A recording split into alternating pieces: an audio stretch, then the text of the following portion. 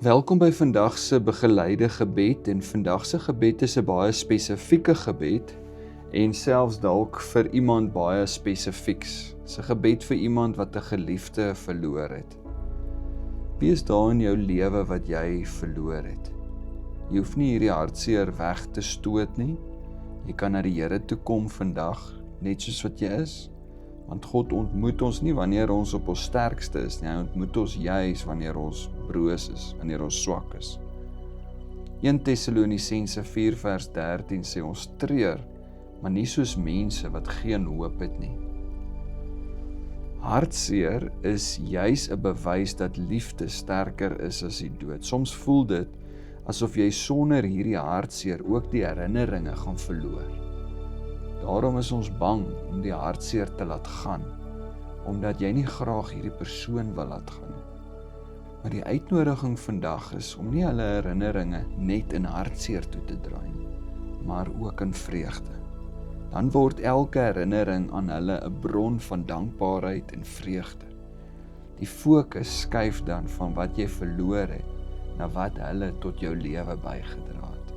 Ons sien ook in Johannes 11, net voor Jesus vir Lazarus uit die graf uit roep, dan sê dit die kortste vers in die Bybel, Johannes 11:35, Jesus het geween. Dis ongelooflik om te dink dat Jesus het geweet Lazarus sal binne 'n oomblikke opgewek word, maar tog huil hy saam met Maria en Martha. Sy trane was nie 'n gebrek aan geloof nie, maar 'n openbaring van God se liefde en se omgee, se troos. In die oorspronklike Grieks word hierdie woord vir geween gebruik om opregte, diep emosie te beskryf. Jesus is nie haastig om verby mense se rou te gaan of hulle uit hulle rou uit te haal nie. Nee, hy stap eers hierdie pad van rou saam met ons. God vra dus nie dat ons moet ophou lief hê om vrede te kan vind nie. Die Heilige Gees doen iets baie sagters in ons lewens.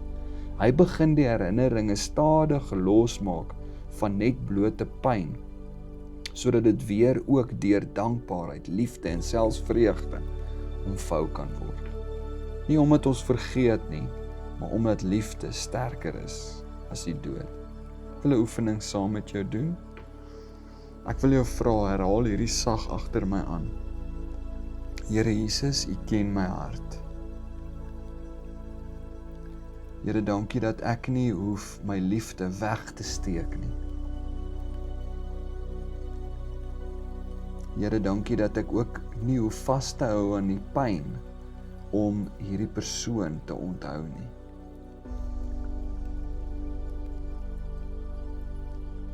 Heilige Gees, omvou my herinneringe met U vrede.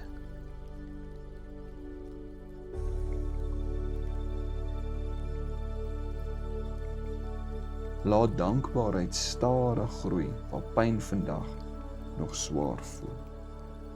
Miskien voel vandag se gebed vir jou of jy nie noodwendig hiermee kan vereenselwig nie, maar ek wil jou ook nooi. Wil jy nie nou, jy ken iemand wat besig is om te rou, dalk al vir 'n baie lang tyd, dalk onlangs, maar wil jy nie nou vir daardie persoon by die naam spesifiek bid nie?